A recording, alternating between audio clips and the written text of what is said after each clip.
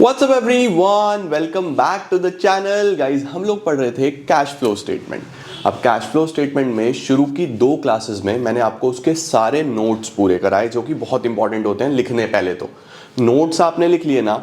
अब आज से 3rd क्लास से इसके हम 1 बाय 1 सारी एक्टिविटीज देखेंगे। जैसे आज हम ऑपरेटिंग एक्टिविटी देखेंगे, कल हम इन्वेस्टिंग एक्टिविटी देखेंगे, परसों फाइनेंसिंग एक्टिविटी देखेंगे और कैश फ्लो आपका ऐसे ही कंप्लीट हो जाएगा 3-4 क्लासेस में। बस फिर रेशो बचेगा, छोटा सा चैप्टर है 4 नंबर का और आपका सिलेबस समाप्त। तो चलिए जल्दी से शुरू करते हैं और आज देख ही लेते हैं बच्चों की हमें कैश फ्लो स्टेटमेंट में क्या क्या कैसे कैसे पढ़ना है। कॉपी पेन ले आओ, आज की क्लास मोस्ट इंपॉर्टेंट है। आज देखने वाले हैं ऑपरेटिंग एक्टिविटीज। Let's begin.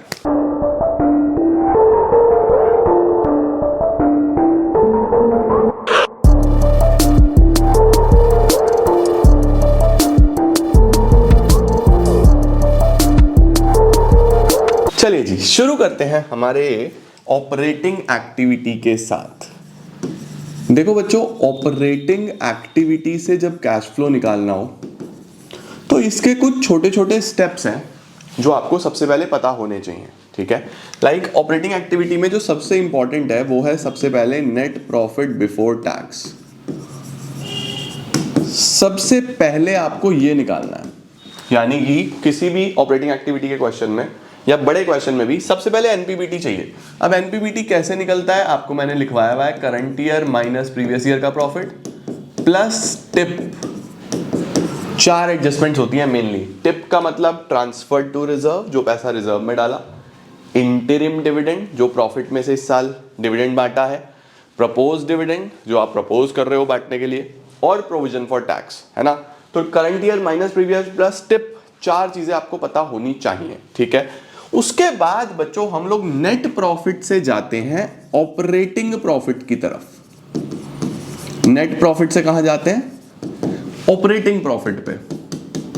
अब नेट प्रॉफिट से ऑपरेटिंग प्रॉफिट तक पहुंचने के लिए बीच में कुछ एडजस्टमेंट्स होती हैं। कौन सी एडजस्टमेंट्स होती हैं? ऐड करना है, कुछ लेस करना है। क्या ऐड करना है? Non cash non operating expenses. और क्या लेस करना है? Non cash non operating incomes. But sir ये उल्टा क्यों हो रहा है? खर्चा तो माइनस होना चाहिए, हम खर्चे को प्लस कर रहे हैं। इनकम तो प्लस होना चाहिए, हम इनकम को लेस कर रहे हैं। उल्टा क्यों चल रहा है यहाँ पे? ये तो गलत होना चाहिए। बच्चों देखो, मैं आपको इसको समझा भी देता हूँ कि इसका पीछे क्या लॉजिक है। अगर आपको लॉजिक समझ जाता है तो बहुत अच्छा, अगर नहीं समझता तो क्वेश्चन करते करते हैबिट हो जाती है। तो ध्यान रखना, non cash non operating expenses यहाँ प्लस होंगे, non cash non operating income less होंगी। सर लॉजिक बताओ, आओ पीछे का लॉजिक समझते हैं। देखो बच्चों, हम लोग एक profit and loss account class 11th में सीखते थे। ठीक है, उसकी शुरुआत होती थी ग्रॉस प्रॉफिट से, जीपी ब्रॉट डाउन, ये आ गया। ठीक है, फिर हम यहां पे लिखते थे सारे ऑपरेटिंग एक्सपेंसेस। पहले सारे ऑपरेटिंग एक्सपेंसेस आते थे। ऑपरेटिंग मतलब जो हमारे बिजनेस से डायरेक्टली रिलेटेड होते हैं, selling expenses, administration expenses, bad debts हो गया, मेंटेनेंस एक्सपेंसेस, जितने भी हमारे इस तरीके के खर्चे होते हैं जो बिजनेस को चलाने में जरूरी होते हैं, सबको हम ऑपरेटिंग एक्सपेंसेस बोलते हैं। ऐसे ही हम यहां पे लिखते थे ऑपरेटिंग इनकम्स।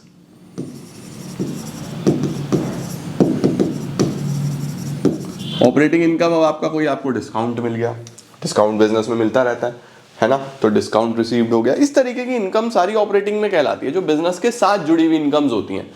अब यहां पे जो प्रॉफिट आएगा पहले, उसको हम ऑपरेटिंग प्रॉफिट बोलते थे। कि इन दोनों को प्लस करेंगे, ये माइनस करेंगे, ये जो वैल्यू आएगी this will be operating profit. ठीक है, फिर आपको क्या करना है? इस ऑपरेटिंग प्रॉफिट को नीचे ले आना है bye operating profit brought down. ये नीचे आ गया, ऑपरेटिंग प्रॉफिट नीचे आ गया। अब इस ऑपरेटिंग प्रॉफिट के बाद हम यहां पे लिखते हैं non operating expenses. Sir non operating expenses कौन कौन से होते थे बच्चों? इंटरेस्ट ऑन लोन हो गया, कोई भी लॉस बाय फायर हो गया, loss on sale of asset हो गया, loss on sale of asset हो गया, है ना। इस तरीके की चीजें, इंटरेस्ट हो गया, लॉस बाय फायर हो गया, loss on sale of asset हो गया, और इधर आती थी non operating incomes, non operating incomes. Non operating income क्या है? यही gain on sale of asset, gain on sale of asset, right, जो बिल्कुल ही कभी कभी होने वाली इनकम्स होती हैं, नॉन ऑपरेटिंग इनकम्स। फिर इन दोनों को प्लस करते थे, ये माइनस करते थे, तो यहां पे जो वैल्यू आती थी उसको मैं बोलता था नेट प्रॉफिट। इसको हम क्या बोलते थे? Net profit. अब सपोज करो ऑपरेटिंग प्रॉफिट 100 रुपए है, ये 20 रुपए है, ये 5 रुपए है, तो बताओ नेट प्रॉफिट कितना आएगा? सर 120 माइनस 5, 115 रुपए का नेट प्रॉफिट आ जाएगा। आया या नहीं आया? 100 ऑपरेटिंग प्रॉफिट, 20 ये, 120 माइनस 5, 115 आ गया, है ना। अब मैं अगर आपको बोलूं बच्चों की क्वेश्चन उल्टा चल रहा है, क्वेश्चन में आपको नेट प्रॉफिट दिया हुआ है, नॉन ऑपरेटिंग एक्सपेंसेस और इनकम दी हुई है, आपको ऑपरेटिंग प्रॉफिट निकालना है, यानी नेट प्रॉफिट से ऑपरेटिंग प्रॉफिट पे जाना है। तो नेट प्रॉफिट से ऑपरेटिंग प्रॉफिट पे जाने के लिए क्या करोगे बच्चों? इन दोनों को जोड़ोगे ना, 115 और 5 120 माइनस 20, ये 100 आ जाएगा। आएगा या नहीं आएगा? तो अगर आप नेट प्रॉफिट से ऑपरेटिंग प्रॉफिट पे जा रहे हो तो आप क्या कर रहे हो? नेट प्रॉफिट में नॉन ऑपरेटिंग एक्सपेंसेस ऐड कर रहे हो या नहीं कर रहे हो? इन दोनों को जोड़ा, माइनस क्या करा? नॉन ऑपरेटिंग इनकम करा या नहीं करा? मैंने यहाँ पे यही लिखवाया आपको, देखो इसका स्क्रीनशॉट ले लो, मैंने आपको यही लिखवाया, देखो हम नेट प्रॉफिट से ऑपरेटिंग प्रॉफिट पे जा रहे हैं बच्चों। तो नेट प्रॉफिट से ऑपरेटिंग प्रॉफिट पे जाने के लिए नॉन कैश आइटम जैसे डेप्रिसिएशन, गुडविल रिटर्न ऑफ, ये नॉन कैश आइटम्स हैं, नॉन कैश और नॉन ऑपरेटिंग एक्सपेंसेस ऐड करने हैं, नॉन कैश और नॉन ऑपरेटिंग इनकम्स लेस कर देनी है।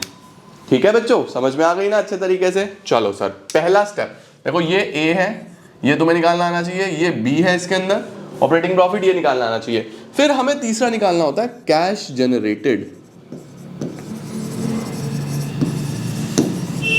From operations. अब ये कैश जनरेटेड फ्रॉम ऑपरेशंस, यहां से यहां जाने के लिए क्या करना है? यहां पे बच्चों बीच में करंट एसेट्स और करंट लाइबिलिटीज को एडजस्ट करना है। ध्यान रखना, ऐड और लेस। करंट लाइबिलिटी में रिश्ता सीधा सीधा है, करंट लाइबिलिटी बढ़ी तो हम भी ऐड कर देंगे, करंट लाइबिलिटी घटी तो हम भी लेस कर देंगे। बहुत सिंपल, अपने माइंड में रखना। अभी मैं क्वेश्चन कराऊंगा तो इसका रीजन भी बताऊंगा। करंट लाइबिलिटी बढ़ी तो हम भी ऐड कर देंगे, घटी तो हम भी घटा देंगे। एसेट में उल्टा है, करंट एसेट कम हुआ तो हम ऐड करेंगे, करंट एसेट बढ़ा तो हम लेस करेंगे। ये सीधा सीधा सा काम करना है आपको। करंट एसेट्स और current liabilities, only current assets और करंट लायबिलिटीज आपको एडजस्ट करनी है। ये एडजस्ट करने के बाद आप इस पे आ जाओगे। तीन चीजें मिल गई बेटा। सबसे पहले माइंड में रखो क्या निकालना है? Net profit before tax. Net profit before tax कैसे निकलता है? ये current year minus previous year plus tip minus refund, मैंने आपको लिखवाया है पूरे नोट में। उसके बाद नेट प्रॉफिट से ऑपरेटिंग प्रॉफिट पे जाना है। नेट प्रॉफिट से ऑपरेटिंग प्रॉफिट पे जाने के लिए मुझे क्या करना पड़ेगा? मुझे करनी पड़ेगी एडजस्टमेंट्स। कौन सी adjustments? Non cash non operating items की। अगर वो एक्सपेंसेस है नॉन कैश नॉन ऑपरेटिंग तो ऐड कर दूंगा, non cash non operating incomes है तो लेस कर दूंगा, ऑपरेटिंग प्रॉफिट पे पहुंच जाऊंगा। फिर ऑपरेटिंग प्रॉफिट से मुझे जाना है कैश जनरेटेड पे। कैश जनरेटेड पे जाने के लिए मुझे क्या करना पड़ेगा बच्चों? करंट एसेट्स और करंट लायबिलिटीज को एडजस्ट करना पड़ेगा। वो कैसे करें? लायबिलिटी में सीधा सीधा, बढ़ी तो हम भी बढ़ाएंगे, घटी तो हम भी घटाएंगे। एसेट्स में उल्टा, कम हुआ तो बढ़ा दो और बढ़ा तो घटा दो। ठीक है, आपके पास कैश जनरेटेड फ्रॉम ऑपरेशंस आ गया। लास्ट में इसमें से माइनस कर देना इनकम टैक्स। सिंपल भाई, जो साल में इनकम पे टैक्स दिया होगा पैसा तो गया होगा, वो भी माइनस कर दो, cash flow from operating activity आ जाएगा। खत्म हो गया सर, डन। और क्या, हो भी गया। सिंपल सा ये चीज आपको पता होना चाहिए कि सबसे पहले एनपीबीटी निकालना है, फिर वहां से ऑपरेटिंग प्रॉफिट पे जाना है और फिर वहां से कैश जनरेटेड फ्रॉम ऑपरेशंस पे जाना है। ये चीज आपको ध्यान रखना है, ए बी सी।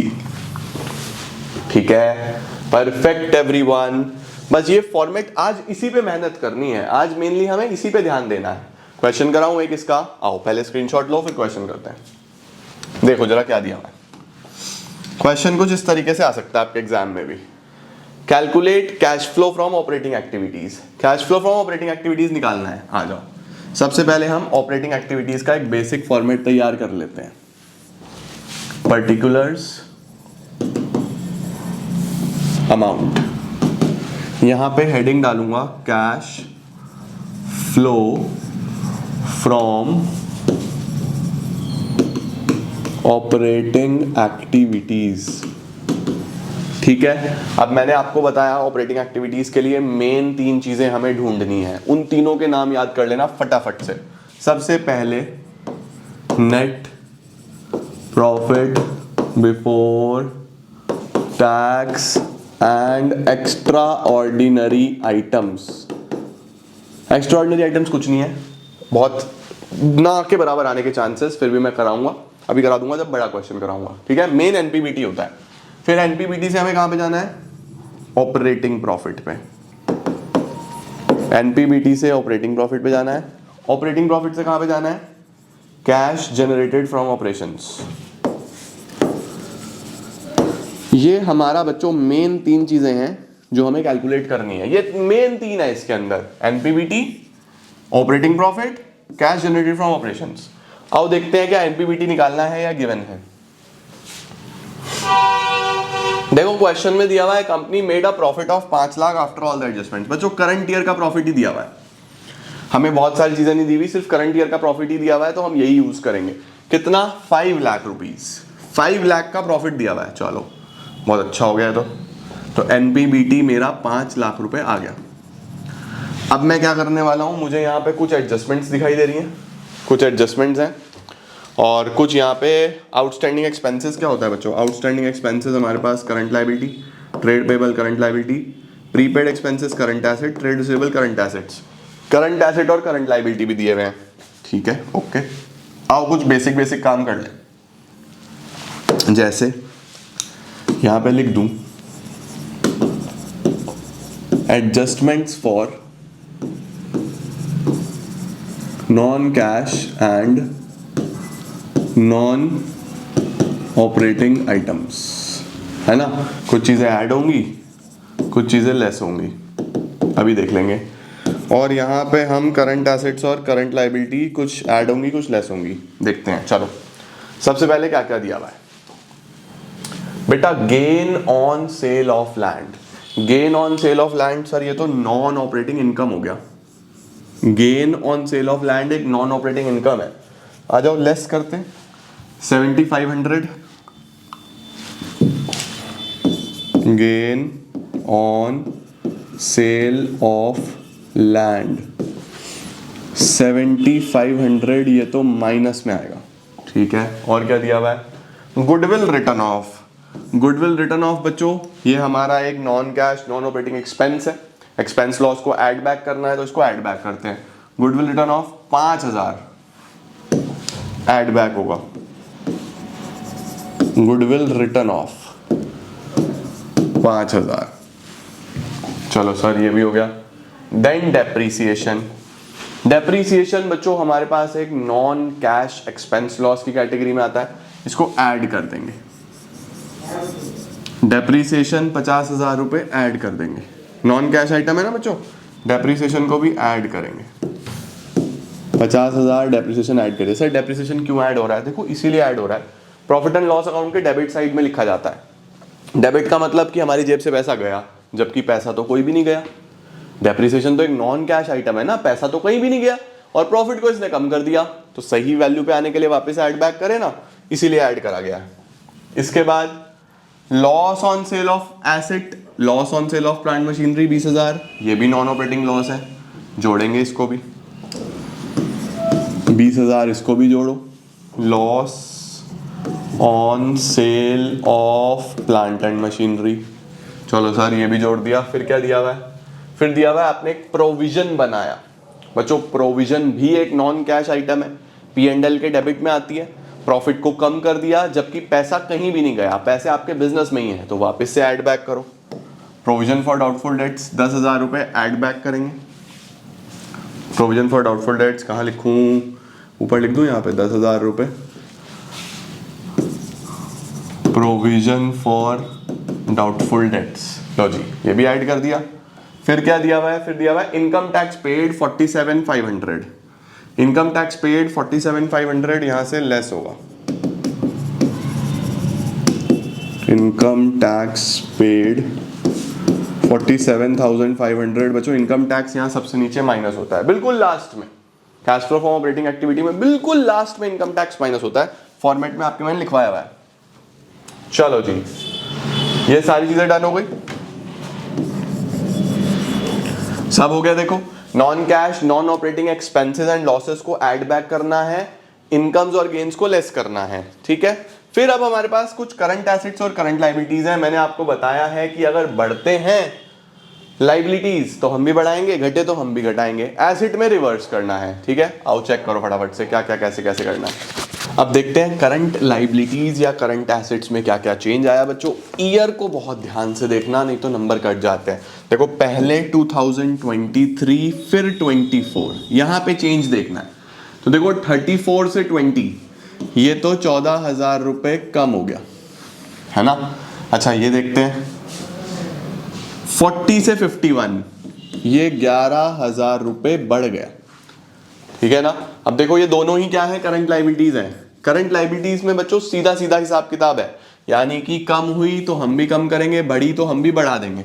तो लेस करते हैं decrease in outstanding expenses, less करते हैं डिक्रीज इन आउटस्टैंडिंग एक्सपेंसेस और ऐड करते हैं increase in trade payable. Trade payable हमारे बड़े हैं, है ना, 14,000 और 11,000, 14,000 और 11,000। चलो सर ये भी हो गया।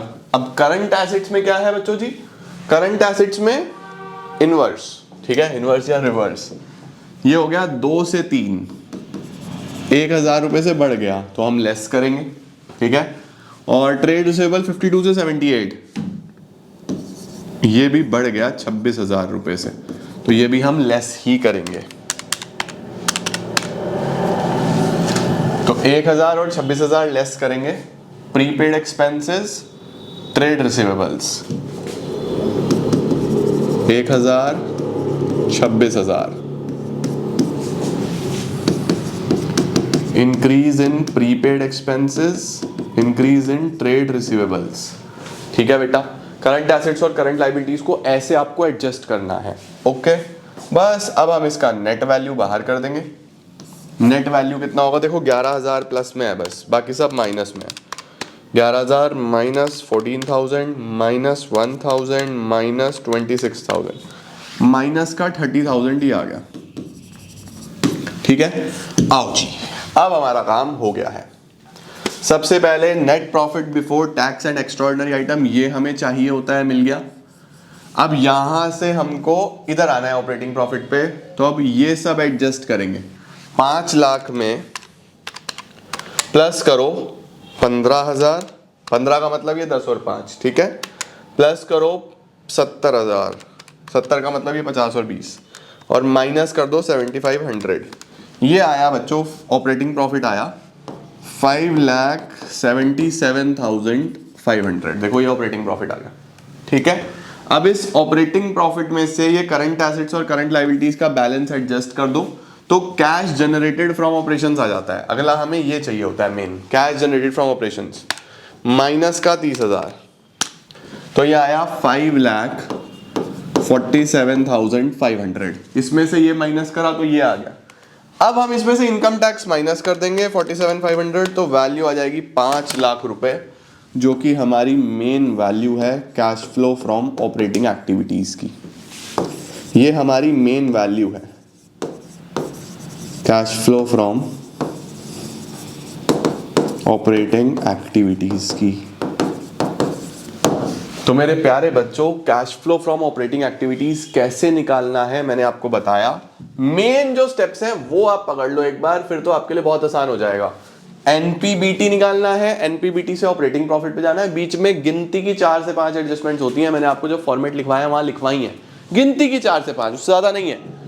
Current assets, current liabilities, cash generated आ गया, इनकम टैक्स माइनस करो, cash flow from operating activity आ गया, है ना। सिंपल, बहुत ही सिंपल है, और एग्जामिनेशन में ऑपरेटिंग एक्टिविटी पे सवाल आने के चांसेस रहते हैं। तो बहुत ध्यान से इसको एक बार देख लो, एक बार सीख लो। आज ऑपरेटिंग एक्टिविटी को ही अच्छे से स्टडी करो, ठीक है। ऑपरेटिंग एक्टिविटी बच्चों हमारा डन है। इसके बाद हम आगे चलेंगे कल मैं आपको ऐसे ही इन्वेस्टिंग के कुछ बेसिक्स और एक दो सवाल कराऊंगा, फिर फाइनेंसिंग के बेसिक्स और एक दो सवाल, और उसके बाद बड़ा क्वेश्चन जिसमें ऑपरेटिंग, इन्वेस्टिंग, फाइनेंसिंग एक साथ बनता है। यूजुअली यही एग्जाम में आ रहा होता है, ऑपरेटिंग, इन्वेस्टिंग, फाइनेंसिंग तीनों निकालो, है ना। तो प्लीज बहुत ध्यान से एक बार कैश फ्लो स्टेटमेंट देख लो। 2 क्लासेस का, आज तीसरी क्लास में आपको काफी चीजें क्लियर हुई होंगी, बहुत अच्छे से समझ में आ जाएगा। कल और बेटर समझ में आएगा, परसों और बेटर समझ में आएगा। देखते चलो, बस मिस मत करना, एक ऑर्डर में देखना, क्लास 1, क्लास 2, क्लास 3 बिल्कुल भी मिस मत करना, ठीक है। Thank you so much everyone for joining in. I'm gonna see you all super soon. Till then, see ya. Take care. Bye bye. Keep growing, keep glowing, and keep smiling.